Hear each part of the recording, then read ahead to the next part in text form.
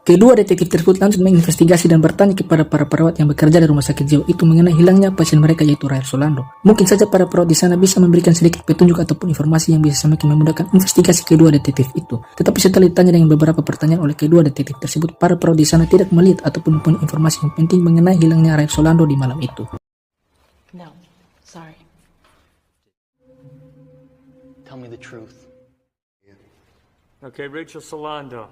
Karena kedua detektif tersebut tidak mendapatkan informasi yang berarti dari para perawat di sana, mereka meminta kepada Dr. John Kelly arsip identitas dari masing-masing perawat di sana untuk diselidiki. Mungkin saja ada petunjuk penting yang mereka berdua bisa dapatkan, tetapi Dr. John Kelly menolak untuk memberikan arsip para perawat di sana kepada kedua detektif tersebut.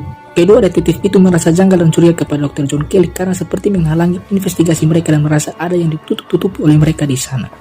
Reports and we're gonna hand it over to him. Hoover's boys. Bullshit! Who the hell is in charge here anyway, huh? Daniels menceritakan kepada Chuck rekan kerjanya tersebut bahwa dia sebenarnya menerima job ini bukanlah untuk mencari dan menemukan keberadaan Rael Solando, pasien rumah sakit jiwa yang hilang itu, melainkan dia ingin mencari seorang pria bernama Andrew Ledis, pelaku yang sudah membunuh istrinya bernama Dolores Channel. Dan setelah kejadian itu, Andrew Ledis menghilang begitu saja, dan setelah Daniels menyelidiki keberadaannya, dia mempunyai keyakinan jika Andrew Ledis berada di rumah sakit jiwa tersebut. Daniels juga mencurigai ada yang tidak benar dari rumah sakit jiwa tersebut, dimulai dari keterangan dari berbagai pihak, mulai dari Dr. John Kelly, para sipir, dan juga para perawat di sana yang sepertinya menutup-nutupi sesuatu dan tidak mau berkata sejujur-jujurnya kepada mereka berdua. I started doing some checking on the fire that killed my wife. He begs the judge for the electric chair anywhere. She's been told exactly what to say. Who's Andrew Latest?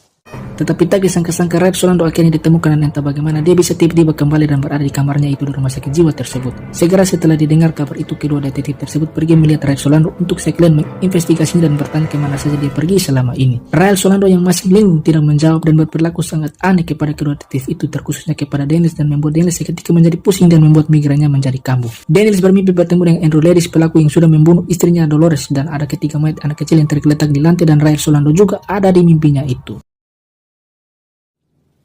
Give me a hand here. Latest. How much you need it? I buried you. Sorry, ma'am. I don't know what you're talking. Who the fuck are you? Karena semalam terjadi badai yang sangat besar membuat rumah sakit jiwa tersebut menjadi porak-poranda, dan kesempatan itu dimanfaatkan kedua detektif tersebut, terkhususnya Daniels, untuk pergi mencari Andrew Ledis di sebuah bangsal C atau gedung di seberang rumah sakit jiwa tersebut, karena bangsal C itu tempat di mana para pasien rumah sakit jiwa